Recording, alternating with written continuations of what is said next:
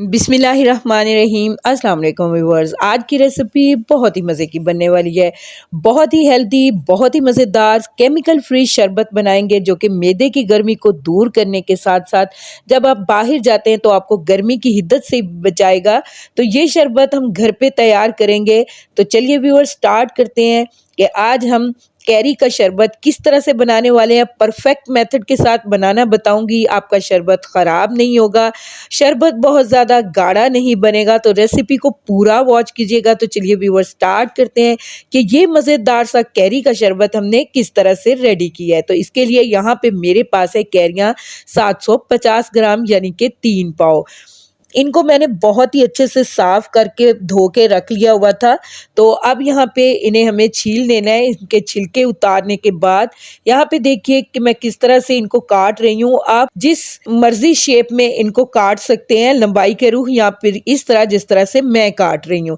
इनके अंदर ये जो छोटे वाली कैरी होती है, इसके अंदर जो गुठली होती है वो बहुत ही नरम होती है, आसानी से छुरी के साथ ये भी काटी जा सकती है।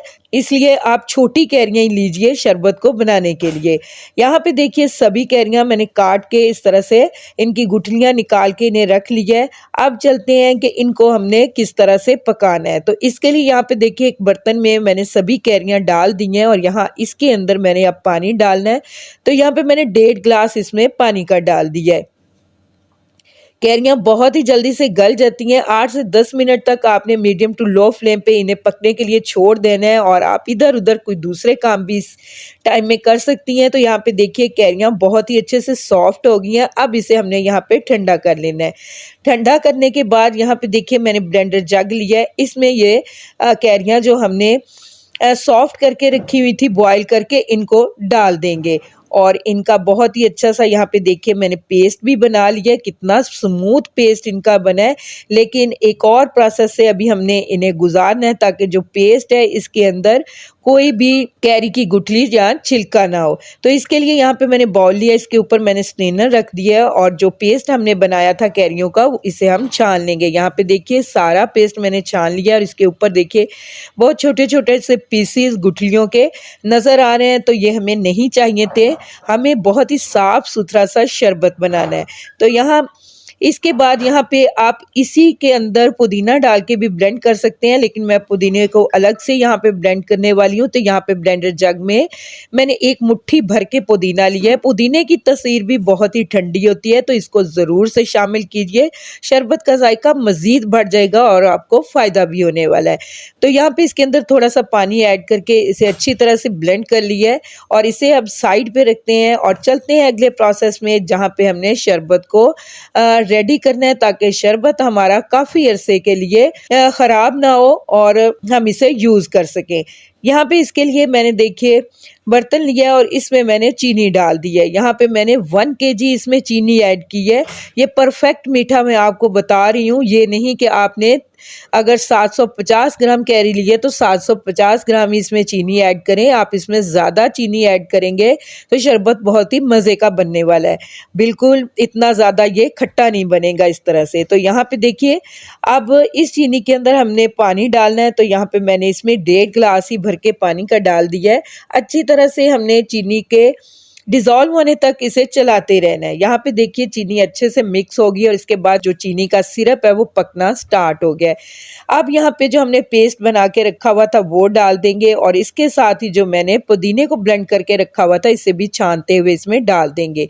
अब यहाँ पे दोनों चीज़ों को मैंने बहुत ही अच्छी तरह से मिक्स कर लिया है और इसके बाद इसमें कुछ और चीज़ें भी यहाँ पे मैं ऐड करूँगी। तो सबसे पहले मैं इसमें डाल रही हूँ यहाँ पे 1/2 टीस्पून काला नमक।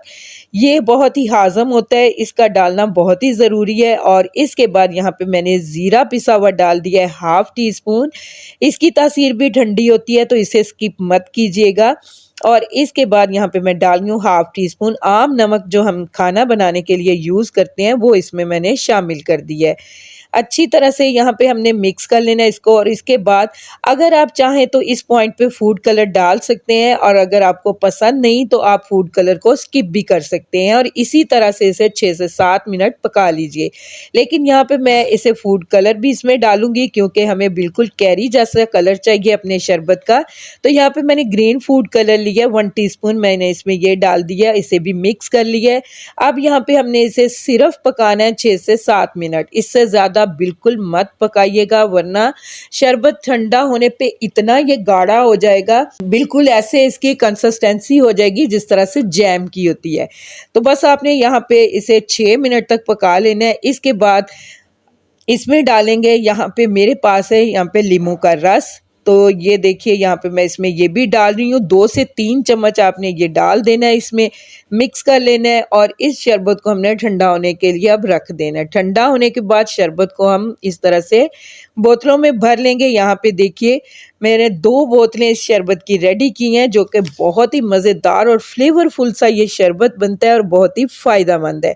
तो चलिए शरबत को अब हम सर्व कर लेते हैं। तो यहाँ पे देखिए मैंने ग्लास लिए हैं, इसके अंदर आइस क्यूब डालेंगे। अपनी पसंद के हिसाब से, टेस्ट के हिसाब से आपने इसमें शरबत ऐड करना है कि आपको कितना मीठा पसंद है, उसी हिसाब से आपने इसमें शरबत डालना है। इसके बाद इसमें पानी डालेंगे, मिक्स करेंगे और यहाँ पे इसमें मैं तुम बलंगा भी डाल रही हूँ, जो कि इसके जायके को और भी 4 चांद लगा देगा और इसकी ठंडक में मज़ीद इजाफा भी करेगा। तो ये डाल देने के बाद एक ग्लास के अंदर तो मैंने नींबू डाला है काट के और दूसरे में सिर्फ ये डाला है। तो आप जिस तरह भी चाहें इसको सर्व कर सकते हैं अपनी पसंद के मुताबिक। तो यहाँ पे देखिए व्यूअर्स, बहुत ही मज़ेदार और बहुत ही हेल्दी ड्रिंक हमारा यहाँ पे रेडी टू सर्व है। उम्मीद करती हूँ आपको मेरी ये सिंपल सी रेसिपी बहुत ही पसंद आने वाली है। रेसिपी पसंद आए तो इसे ज़रूर से लाइक कीजिएगा और अगर आप मेरे चैनल पे नए हैं तो काइंडली मेरे चैनल को सब्सक्राइब भी कीजिएगा। अपना और अपने प्यारों का बहुत ज़्यादा ख्याल रखिएगा। मिलते हैं नेक्स्ट वीडियो में बहुत ही अच्छी सी रेसिपी के साथ। तब तक के लिए अल्लाह हाफिज़।